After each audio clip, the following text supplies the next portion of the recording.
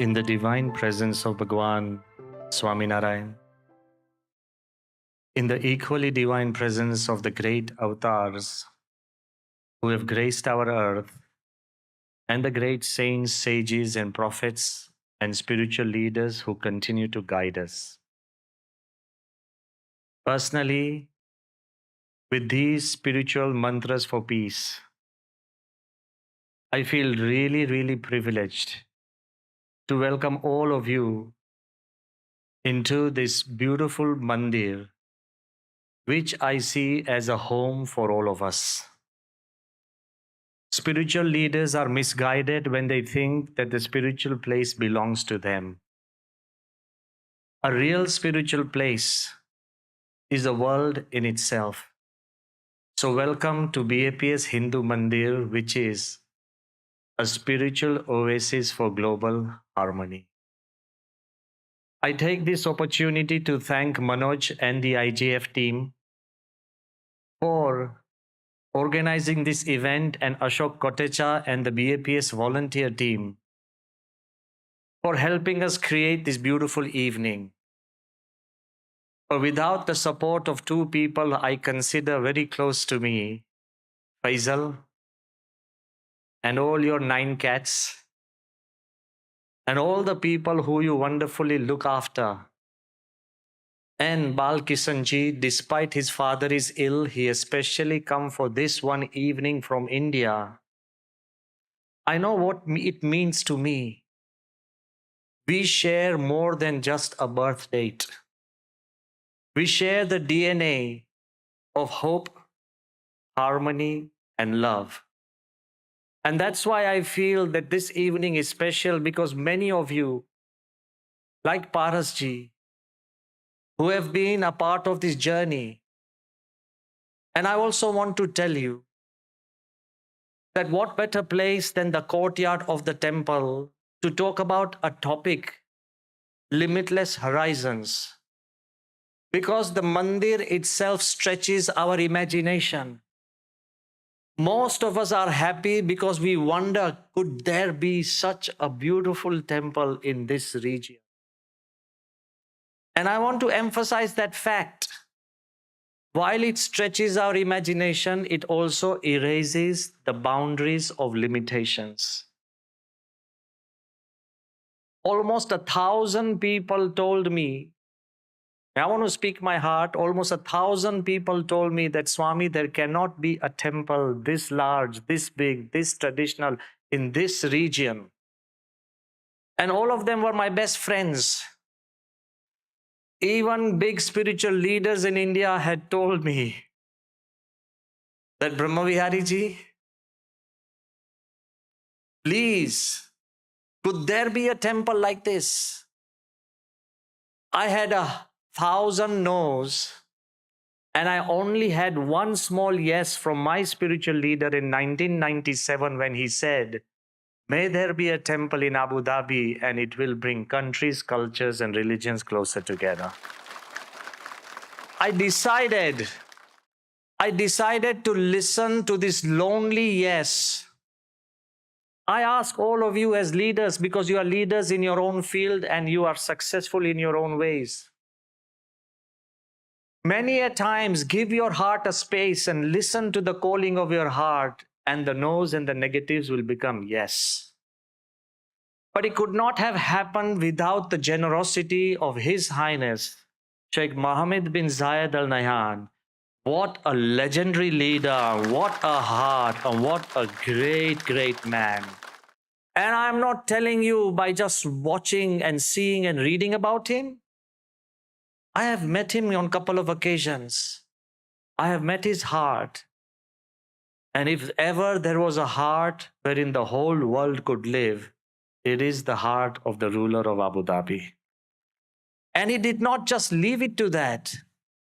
Not only did he give a space to build a temple, for everybody's information, the UAE government brought in electricity from almost 20 kilometers away, water from 18 kilometers away, and they have given it free for life. Imagine which country can do this to a spiritual organization. What generosity. As if that was not enough. And I do want to single out somebody. You can build a temple, but to sustain and secure a temple of this caliber and this charisma, you need the best of the best. And I want all of you to join hands and honor Brigadier Hamad. Can you please stand up in front of everybody? Give him a big hand. He is the man who is actually working day and night with his team. And Mubarak, who is here amongst us from DCD representing Dr. Mughir. They are the ones that ventured into not just inviting, loving, sustaining, but making us feel at home. Come what may, tolerance and harmony in UAE is not just a noun, it's a verb, it's in action, and we feel it every day. But it doesn't end just here. While we talk about the impossibles, and I think everybody should go back home with, as Sahil ji said, as Faisal just explained and Leander just explained to all of us, go back with the feeling that nothing is impossible. You come to this mandir, and if you bring out all the impossibles from the archives of your life, bring them in front of them, and then go back and you will be able to achieve them, because this is a place of impossibles. Recently, when Dr. S. Jaishankar was here, he pinched himself twice. Imagine, our foreign minister, he pinched himself twice. He says, Swamiji, I have to pinch myself to really make me feel, is this real? And I said, Your Excellency, you're the one who gave me the word fairy tale. I hope all of you have had the chance to watch the fairy tale. Long ago, Dr. S. Jaishankar ji had written a small WhatsApp message to me. He said that, Your Holiness, this is like a Cinderella story. You are turning fairy tales into reality.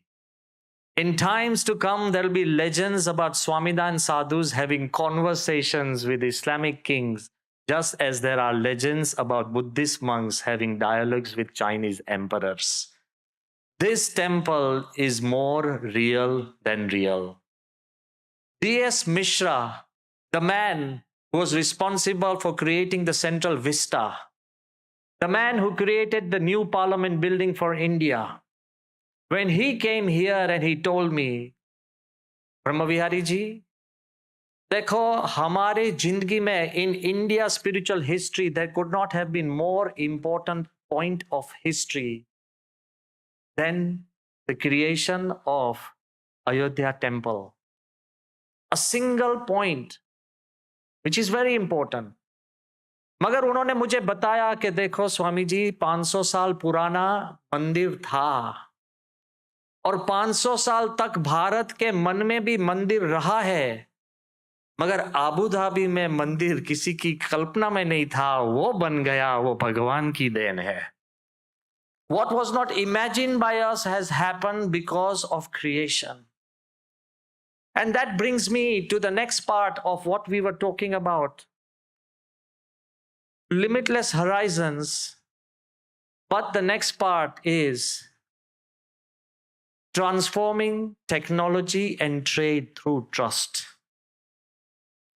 I want to remind ourselves that we're living on the edge of society where transformations are happening at terrifying rates. If your grandfather, could you have ever explained to him there would be this emergence of fax? You put something here and it'll appear somewhere thousands of miles away. Could you have ever explained to them the wonder of a computer? That you take a grain of sand, that's silica, and that sand can become so sentient that it can remember more than your brain, silicon chips. Could you have ever explained the power of the mobile, which becomes your identity? Could you and me would have ever explained the power of virtual conferences, virtual arenas, the wonder of the internet, where we come home and we go out into the world? We can never imagine so many things, but AI, and I don't want to scare you because there's nothing to be scared about. Recently, I was in Azerbaijan. 150 countries had gathered. and I had to give a keynote address on artificial intelligence. And what I came out with was even more shocking. They were talking about putting 1 million Einstein in a single brain. Imagine 1 million Einstein in your son. I don't think he's going to call you father anymore. 1 million Einstein in one brain, the power of inducing dreams, that you can choose a dream before you go to sleep and you can have that dream. The power of decoding your dreams. Everything is going to be possible. But the greatest challenge is, till now, technology subserved human beings. We drove technology. Times are going to come when technology is going to drive human life. But at such a time when truth, lie, fake, deep fake, make truth, shake truth, all these things have become so intertwined that the importance of truth, trust, and transparency will become more and more important. As we grow, the ability to have truth, transparency, and trust, which are the foundations of this temple, will become more and more important. You are all business people, and we all live in this world of PowerPoints and presentations. Let me talk about your small anecdote. Please go and tell your people as well. When Sohelji was asked about marketing by Ben, and he rightfully gave a wonderful answer, it's not about marketing. But let me tell you about what truth and transparency can be. Once a man died. The angels came, and the angels asked him, do you want to go to heaven or hell? The man said, do I have a choice? Do I have a choice that I can choose? I can go to heaven or hell? He said, yes, democracy is catching up. Even heavens have become democratic, and God has turned democratic. He said, if I really have a choice, I thought that if you did bad, you went to hell, and if you did good, you went to heaven. He said, no, you have a choice. He said, if I have a choice, then do you have anything that I can get an inkling from, that what heaven looks like and what hell could be? He said, yeah. If you want to see what heaven is, take a brochure. Look through these leaves and you'll find out what heaven is. And if you want to know what hell is, I'm giving you a pen drive.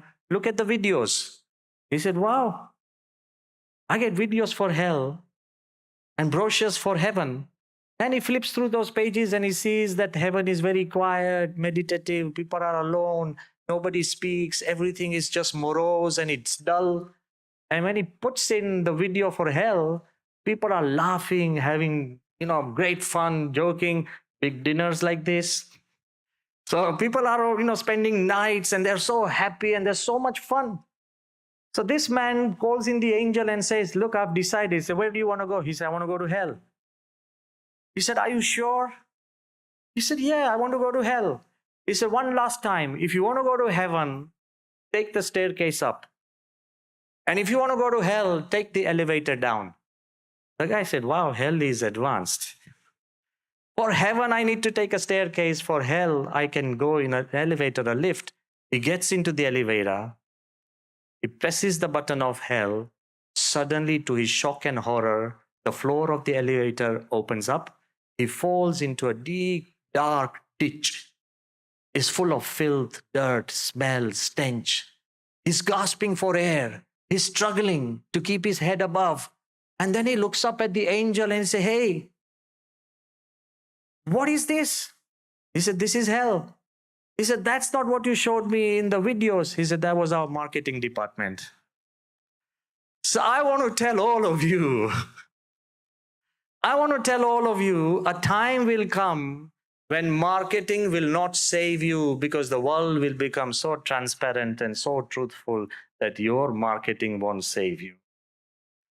We need to transform technology with trust and truth. We need to guide trade with trust and truth. And I want to be very clear. Without these two elements, truth, trust, and transparency, You may do great business, you may make profit, but they won't last. If you want to make them last, we need to change the way we think. As Suhail mentioned, and I want to again congratulate him for his sharp ideas. He mentioned one thing which is very important. Remember, we need to change the way we look at the world. All men have eyes. Few have vision. And rare are those who are gifted with penetration. If I ask you, what do I mean? If I ask you a question, how far can you see? If you gaze at the ground, it's 5 feet. If you look at the wall, it's 50 feet. And if you look above at the stars, it's 1,000 light years. It's the direction you look at and the dimension you see that determines what you see. And if I ask you to look within, you can travel in time. Why do we have to wait for these wonderful inventions that take us across time? Look within and you can see yourself when you were 10, when you were 15, when you were 40. Look within, you can rummage through your memories. Look within, you can see your own value system. When you look within and you look within with so much clarity, I believe you will have the power to shape the future. This mandir has not come up because we looked outside during COVID. And I want to tell you, our chairman passed away, Rohit Bhai, whom I mentioned and I miss. Jasbir Singh, who was our project director, he passed away. Ghansham Pagrani passed away.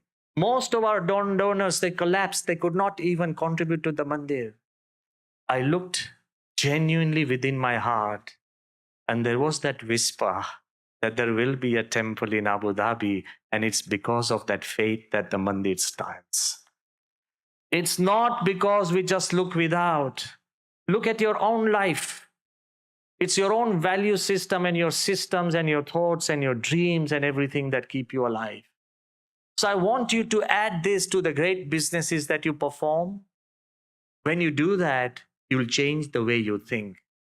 Dr. APJ Abdul Kalam, when he came to meet His Holiness Pramukh Swami, and I asked him a question that, sir, at this age, why are you so energetic? Why do you keep dreaming? Why do you keep doing things? Why do you energize so many people? Do you know what he told me? He said, I've learned the secret from your spiritual leader. I said, wow, I'm with my spiritual leader and I've not learned this secret. How come he's learned it? He told me that your spiritual master, Pramukh Swami, he only asks one question. What can I give? Not what can I get? If tonight all of you are here with a feeling, what can I give to the others? Whether there are ideas, whether there are smiles, whether there is love, whether there are handshakes, rather than this idea of what can I get, then each one of us will benefit multifold. Kalam said that whenever Pramukh Swami looks at a child, he thinks even if I give him a smile, he'll be happy. When he looks at an old man, I'll give him a hand and he'll be stable. When he looks at a youth, I'll give him a direction so he'll be strong. When he looks at anybody, what can I give? You don't have to be a millionaire or a billionaire to give something. You just need to have a billionaire's heart. If you have that heart, whatever business that you do will excel in a different way. And you will become an emperor wherever you are. I'll leave you with one story which is so close to my heart, and I think it's appropriate. All of you are leaders in your own field, and you are destined to become bigger and greater leaders.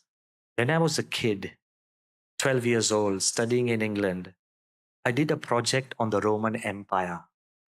And I was fascinated by the gladiators and the centurion, the legionnaire, the costumes, the Roman Empire. I used to sketch them when I was a little kid. And as I did this project, I came across a story, whether it's truth or whether it's a legend. It's very important for all of us. There was this general whose name was Pompey, and he was a mighty general. He left Rome, brigadier, he left Rome to fight for his country. And as he won battle after battle after battle, almost all of Europe, North Africa, as he won battle after battle after battle, there were news filtering into Rome about the mighty general Pompey. But there was this situation that most generals who went into battle never returned home, because victory is also an addiction. Once you win one battle, you want to fight another. Once you win one more, you want to fight another. That gives you a kick. And most soldiers died in battle because it's an addiction. But with Pompey, he returned back to Rome. And it is said in the history books, he turned Rome the Republic into Rome the Empire. When he came back into Rome, the whole of Rome was out on the streets, the balconies, the terraces, the steps of the Senate, and the whole marketplace and bazaars were filled with people shouting the name of Pompey, the mighty general, Pompey the emperor, Pompey the emperor. While Pompey is walking in his moment of glory, listen to this. One youth, he needles his way through this noise and din. He reaches Pompey, holds his elbow, and whispers into Pompey's ear, "How can I be like you?" Is that a moment? This is the moment for Pompey. And this youth comes and asks Pompey that, "How can I be like you?" And Pompey turns to that boy, that youth, and says, "One, win the people and not wars." He's just won so many wars, and he says, "Win the people." The second thing he says, speak your heart. When you rise too much, when you become too big, you have to speak. Forgive me, Mr. Ambassador. We have to always speak politically correct. We have to have diplomacy. But very rarely do leaders can speak their heart. So he said, win the people, speak your heart, be honest. And third, keep the promises you give. And you will be an emperor wherever you are. I want you, whether you're in the family, win your family, win their heart, speak your heart to your family, and at least keep the promises you give. If you're in the business, win the people, be people-centric, not just profit-centric. Give more than you get. Speak your heart, be honest, and keep the promises you give. More importantly, for a political leader, more importantly, for spiritual leaders. But I want to tell you one thing. This is what this mandir is about. It's people-centric more than God-centric. Mandir should be places that serve the people, and that is the service to God that we want. The mandir speaks his heart. We speak about love, peace, and harmony, come what may. Under whatever situation, never lose focus on love, peace, and harmony. That is the future that we have. And thirdly, keep the promises you give. There's only one promise, which I just mentioned, and Suhail just reminded me to mention, that when people come to the temple, people think they come because they believe in God. But I believe when they leave the temple, they should leave with the feeling that the gods believe in us. When you walk out with the feeling that gods believe in you, there is nothing impossible you can't achieve. So tonight, thank you for being in this place where promises are fulfilled, but go out into this world with greater truth, transparency, and trust, and turn your businesses into an oasis where the world grows. And remember, what can you give to everybody who works for you, every client who serves you, to even the smallest people who honor you? This is the way to live life. In the words of Ray Dalio, who had come to this mandir, he told me that in the World Economic Forum, he had said, that people think that financial capital is the most important in running a business. It may be, but after a certain time, human capital becomes more important, finding the right people. But even if you have the right people, educated, the best human resources, he said value capital, people who actually value values are more important in sustaining a business. But lastly, he said, Your Holiness, harmony capital is the most essential. You could have the most powerful country, but if it's in disorder, it's a rogue nation. You could have the most profitable company, but if there's no harmony, it is a bankrupt company. You could have the richest family, but if there is disharmony, it's a broken family. And you could be a wonderful human being, but if you are not connected to anybody, you are a lonely, depressed cell. God put us all on this earth at the same time because I think the earth is a test ground. If we can't live in harmony on this earth, heaven is going to be a pretty empty place. So let's prove God that we can behave on the earth that He has created by rising beyond religion, culture, caste, creed, and even wealth. Thank you very much for being with us this evening. My prayers and my love are with you. Thank you again.